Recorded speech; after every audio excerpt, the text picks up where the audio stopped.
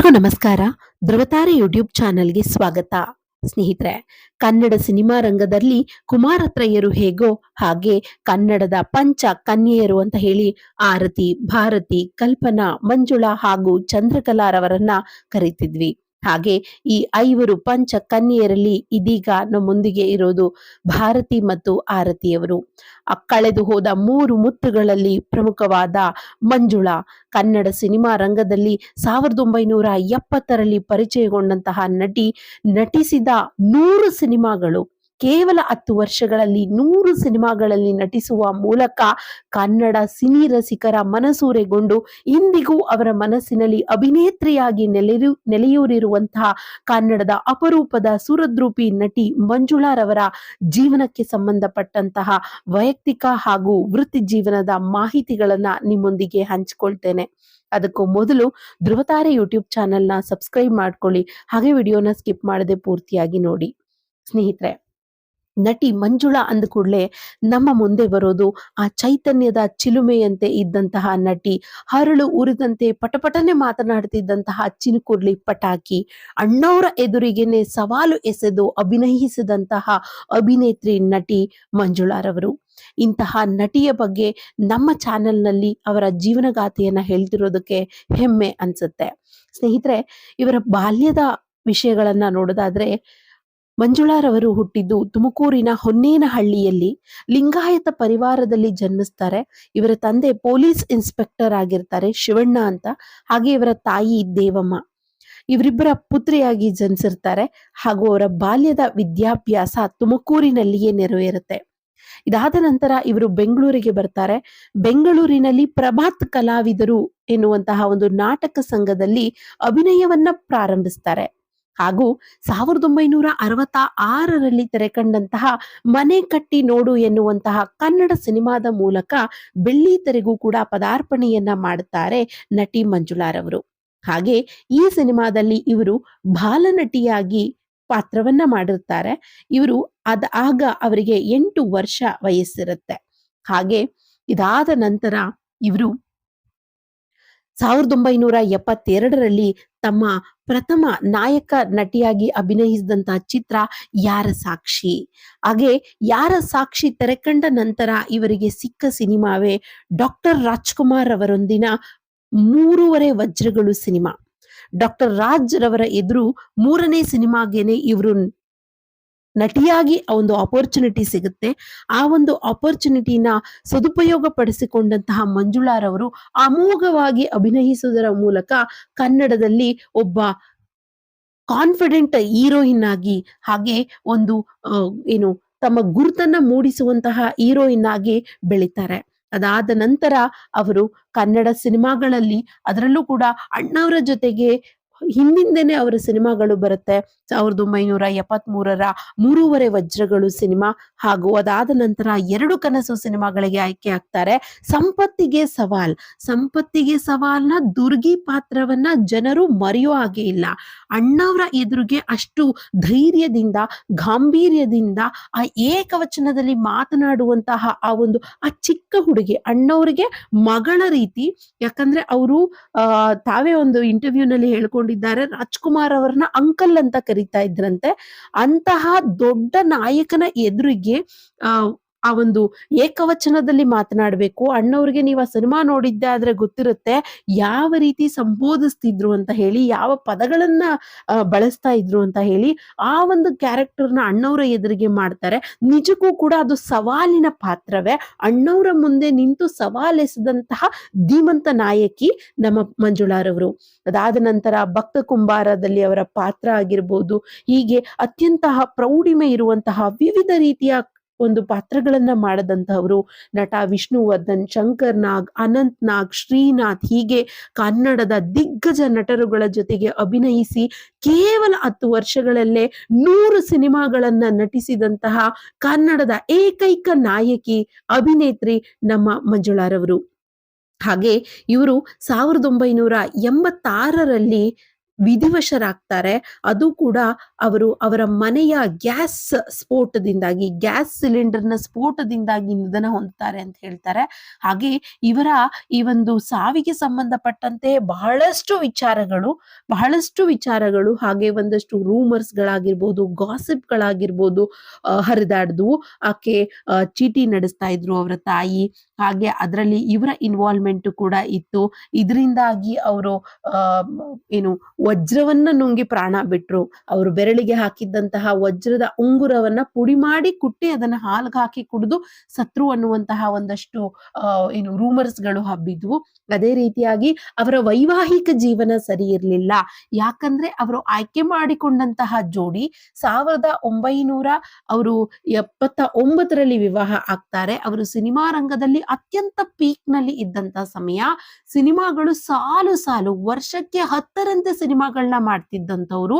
Rajkumar sir ಆ ಸಮಯಕ್ಕೆ 1950, 60, 70 ಅಂದ್ರೆ ಆ ಒಂದು ದಶಕದ ಸಮಯದಲ್ಲಿ ಅವರು 10ರಿಂದ 12 ಸಿನಿಮಾಗಳಲ್ಲಿ ನಟಿಸ್ತಿದ್ರು.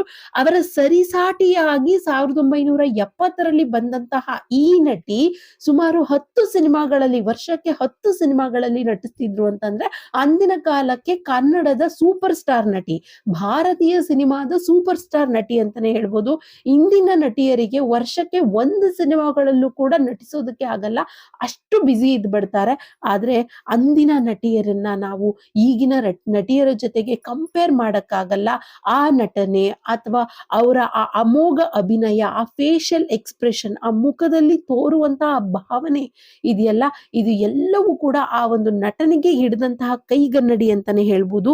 ಇಂತಹ ನಟಿ ಒಂದು ದುರಂತ ಅಂತ್ಯವನ್ನ ಕಂಡಿದ್ದು ನಮ್ಮ ಕನ್ನಡ ಇಂಡಸ್ಟ್ರಿಗೆ, ಕನ್ನಡ ಸಿನಿಮಾ ರಂಗಕ್ಕೆ ತುಂಬಲಾರದಂತಹ ನಷ್ಟ ಅಂತಾನೆ ಹೇಳ್ಬೋದು. ಆಕೆ ಇದ್ದಿದ್ರೆ ಇದೀಗ ಕನ್ನಡ ಸಿನಿಮಾಗಳಲ್ಲಿ ಇನ್ನೊಂದಷ್ಟು ಸಿನಿಮಾಗಳನ್ನ ಕೊಡ್ತಾ ಇದ್ರು. ಕೇವಲ 32 ವರ್ಷಕ್ಕೆ ಅವರ ಜೀವನ ಅಂತ್ಯ ಆಗಿತ್ತು.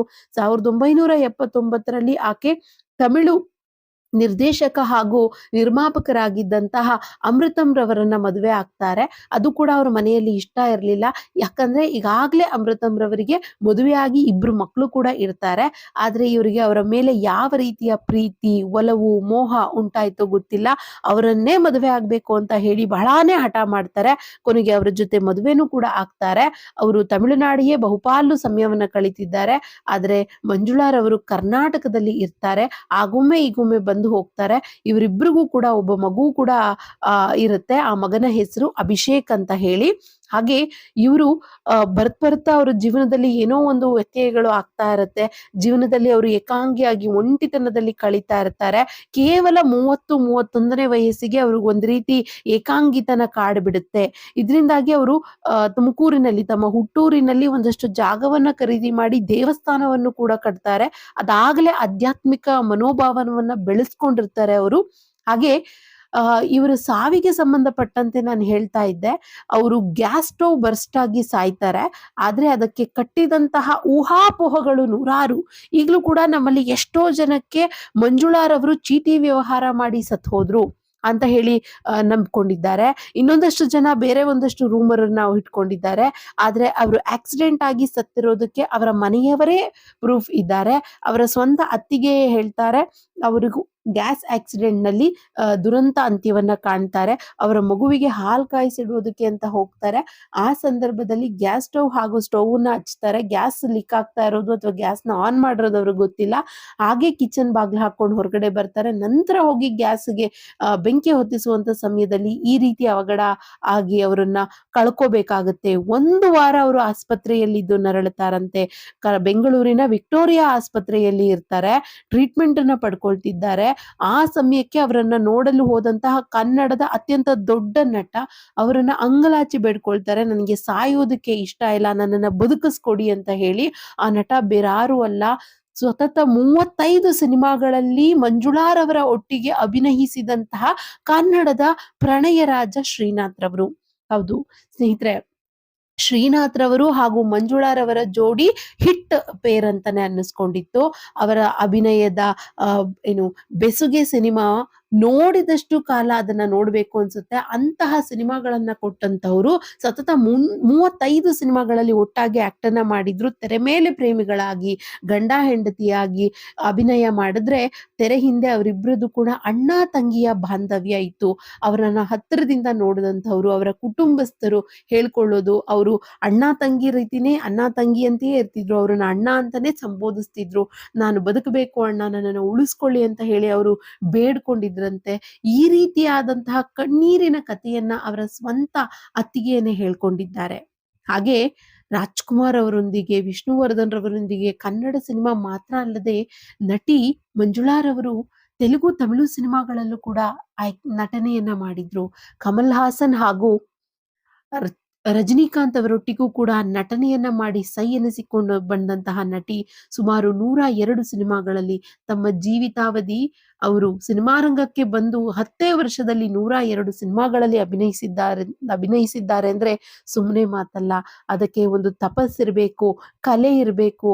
ಆಕೆಗೆ ಇದ್ದಂತಹ ಸಿನಿಮಾ ಮೇಲಿನ ಆ ಒಂದು ಪ್ರೀತಿ, ಆ ಒಂದು ಮಮಕಾರ ಇದೆಯಲ್ಲ, ಆಕೆಗೆ ಕೊನೆಯಲ್ಲಿ ಅವಕಾಶಗಳು ಸಿಗ್ಲಿಲ್ಲ.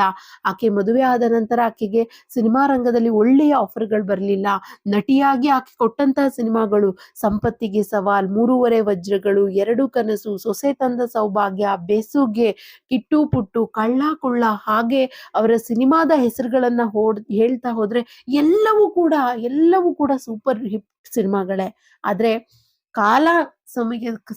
ಕೆಲವು ಸಮಯದ ನಂತರ ಅವರಿಗೆ ಸಿನಿಮಾಗಳಲ್ಲಿ ಆಫರ್ ಕಡಿಮೆ ಆಗುತ್ತೆ. ಹಾಗೆ ಅವರು ಕೆಲವೊಂದಷ್ಟು ಚಿಕ್ಕ ಪುಟ್ಟ ಪಾತ್ರಗಳಲ್ಲಿ, ಪೋಷಕ ಪಾತ್ರಗಳಲ್ಲೂ ಕೂಡ ಅಭಿನಯಿಸಿರ್ತಾರೆ. ರವಿಚಂದ್ರನ್ ರವರ ಅಕ್ಕನಾಗಿ ಸಿನಿಮಾಗಳಲ್ಲಿ ಅಭಿನಯಿಸಿರ್ತಾರೆ. ಹಾಗೆ ಈ ಒಂದಷ್ಟು ಚಿಕ್ಕ ಪುಟ್ಟ ಪಾತ್ರಗಳನ್ನ ಮಾಡುವುದರ ಮೂಲಕ ಅವರು ಅವಕಾಶಗಳನ್ನ ಗಿಟ್ಟಿಸ್ಕೊಳ್ತಾ ಹೋಗ್ತಾರೆ. ಆದ್ರೆ ಕೊನೆಗೆ ಅವರ ವೈಯಕ್ತಿಕ ಜೀವನದಿಂದಾಗಿ ಅವರ ಸಾಂಸಾರಿಕ ಜೀವನವೂ ಕೂಡ ಸರಿ ಇರ್ಲಿಲ್ಲ. ಹಾಗೆ ಆ ಊಹಾಪೋಹಗಳು ಎಲ್ಲವೂ ಕೂಡ ಅವರನ್ನ ಕಾಡಿತು. ಕೊನೆಗೆ ಆಕೆಯ ದುರಂತ ಅಂತ್ಯದ ನಂತರವೂ ಕೂಡ, ಅವರು ಸತ್ತದ್ದು 1986ರಲ್ಲಿ. ಇಂದಿಗೂ ಕೂಡ ಅವರ ಸಾವಿನ ಸುತ್ತ ಹುತ್ತವೇ ಬೆಳಕೊಂಡಿದೆ. ಅದಕ್ಕೆ ಇನ್ನೂ ಕೂಡ ನಿಖರವಾದಂತಹ ಮಾಹಿತಿ ಲಭ್ಯ ಇಲ್ಲ. ಈಗಲೂ ಕೂಡ ಅವರನ್ನ ಸೂಸೈಡ್ ಮಾಡ್ಕೊಂಡಿದ್ದಾರೆ ಅಂತಾನೆ ಪರಿಗಣಿಸಲಾಗಿದೆ. ಆದ್ರೆ ಅವರು ಅಗ್ನಿ ಅವಘಡದಲ್ಲಿ ಸತ್ತಿದ್ದಾರೆ ಅಥವಾ ಸೂಸೈಡ್ ನಲ್ಲಿ ಸತ್ತಿದ್ದಾರಾ ಅನ್ನೋದು ಕೂಡ ಇನ್ನೂ ಮಾಹಿತಿ ಹೊರಗೆ ಬಂದಿಲ್ಲ. ಅದನ್ನ ಕೆದಕುವಂತಹ ಪ್ರಯತ್ನವನ್ನು ಕೂಡ ಯಾರು ಮಾಡಕ್ಕೆ ಹೋಗ್ಲಿಲ್ಲ. ಆ ಮಟ್ಟಿಗೆ ಅದು ದೊಡ್ಡ ನ್ಯೂಸ್ ಆಯ್ತು. ಹಾಗೆ ನಟ ಕಲಾ ತಪಸ್ವಿ ರಾಜೇಶ್ ರವರಾಗಿರ್ಬೋದು, ಅಂಬರೀಷ್ ಅವರಾಗಿರ್ಬೋದು, ವಿಷ್ಣುವರ್ಧನ್ ಆಗಿರ್ಬೋದು, ಆ ಸಮಯಕ್ಕೆ ತಮಗೆ ಅನಿಸಿದ್ದ ಭಾವನೆಗಳನ್ನ ಅಥವಾ ಅವರು ಸಂತಾಪವನ್ನ ಹೇಳಿದ್ರು. ಕಲಾ ತಪಸ್ವಿ ರಾಜೇಶ್ ಅವರು ಈ ಬಗ್ಗೆ ಕೇಳಿದಾಗ ಅವರು ಹೇಳಿದ್ರು, ಅವರು ದುಡುಕಿ ಬಿಟ್ರು, ಅವ್ರ ಜೀವವನ್ನ ಅವರೇ ಕಳೆದುಕೊಂಡ್ಬಿಟ್ರು ಅಂತ ಹೇಳಿ. ಅಂದ್ರೆ ಅವರೇ ಸುಸೈಡ್ ಮಾಡ್ಕೊಂಡಿರೋದಾಗಿ ಅವ್ರು ಹೇಳಿಕೆ ಕೊಟ್ಟಿದ್ರು. ಈ ರೀತಿ ಸಿನಿಮಾ ರಂಗದಲ್ಲೇ ಹಲವಾರು ಒಪಿನಿಯನ್ಗಳು ಬಂದಿದ್ವು. ಇಂತಹ ಶ್ರೇಷ್ಠ ನಟಿ, 100 ಸಿನಿಮಾಗಳಲ್ಲಿ ಅಭಿನಯಿಸಿದ ಶ್ರೇಷ್ಠ ನಟಿ, ಆಕೆ ಆರ್ಥಿಕ ಸಮಸ್ಯೆಯಿಂದ ಸಿನಿಮಾ ಆಫರ್ ಬರ್ತಾ ಇಲ್ಲ ಅಂತ ಸಾಯುವಂತಹ ಮಹಿಳೆ ಆಗಿರ್ಲಿಲ್ಲ. ಯಾಕಂದ್ರೆ ಆಕೆಯ ಬೋಲ್ಡ್ ಕ್ಯಾರೆಕ್ಟರ್ನ ನೋಡಿದಾಗ, ಅಣ್ಣವರ ಮುಂದಿನ ಪಾತ್ರ ಆಗಿರ್ಬೋದು, ಸೀತಾರಾಮು ಸಿನಿಮಾದ ಅಮೋಘ ಅಭಿನಯ ಆಗಿರ್ಬೋದು, ಆಕೆಗೆ ಕಾನ್ಫಿಡೆನ್ಸ್ ನಲ್ಲಿ ಯಾವುದೇ ಕೊರತೆ ಇರಲಿಲ್ಲ. ಜೀವನದಲ್ಲಿ ದೊಡ್ಡ ಮಹತ್ತರ ಸಾಧನೆಯನ್ನ ಮಾಡಬೇಕು, ಸಿನಿಮಾ ರಂಗಕ್ಕೆ ಕೊಡುಗೆಯನ್ನ ಕೊಡಬೇಕು ಅನ್ನುವಂತಹ ಆಕಾಂಕ್ಷೆ ಹೊಂದಿದ್ದಂತಹವರು ಈ ರೀತಿಯಾಗಿ ನನಗೆ ಆಫರ್ ಇಲ್ಲ ಅನ್ನೋ ಕಾರಣಕ್ಕಾಗಿ ಆಕೆ ಸೂಸೈಡ್ ಮಾಡ್ಕೊಳ್ತಾರೆ ಅಂತಂದ್ರೆ ಅದು ನಂಬುವ ಪ್ರಶ್ನೆಯೇ ಅಲ್ಲ. ಆದ್ರೆ ಇಲ್ಲಿ ಏನೋ ಒಂದು ತೊಂದರೆ ಆಗಿದೆ ಆಕೆಗೆ. ಯಾವುದೋ ಒಂದು ಆಕಸ್ಮಿಕವಾಗಿ ಅಥವಾ ಅಪಘಾತದಿಂದಲೇ ಆಕೆ ಮೃತ್ಯುವನ್ನ ಹೊಂದಿರಬಹುದು ಅನ್ನೋದು ಬಹಳಷ್ಟು ಜನರ ಮಾತು ಕೂಡ ಆಗಿರುತ್ತೆ. ಇದಾಗಿತ್ತು ನಮ್ಮ ಕನ್ನಡದ ಅಭಿನೇತ್ರಿ, ನಟಿ, ಸ್ಫುರದ್ರೂಪಿ ನಟಿ, ಚಿನುಕುರುಳಿ ನಟಿಯಾಗಿದ್ದಂತಹ ಮಂಜುಳಾರವರ ಜೀವನ ಗಾಥೆ. ಹಾಗೆ ಮಂಜುಳಾರವರ ಬಗ್ಗೆ ನಿಮಗೇನ್ ಅನ್ಸುತ್ತೆ? ಅಥವಾ ನೀವು ಕೂಡ ಮಂಜುಳಾರವರ ಫ್ಯಾನ್ ಆಗಿದ್ರೆ ದಯವಿಟ್ಟು ಕಮೆಂಟ್ ಬಾಕ್ಸ್ ನಲ್ಲಿ ಕಮೆಂಟ್ ಮಾಡಿ ತಿಳಿಸಿ ಅಂತ ಹೇಳ್ತಾ ಈ ವಿಡಿಯೋನ ಇಲ್ಲಿಗೆ ಎಂಡ್ ಮಾಡ್ತೀನಿ. ಎಲ್ಲರಿಗೂ ಧನ್ಯವಾದ.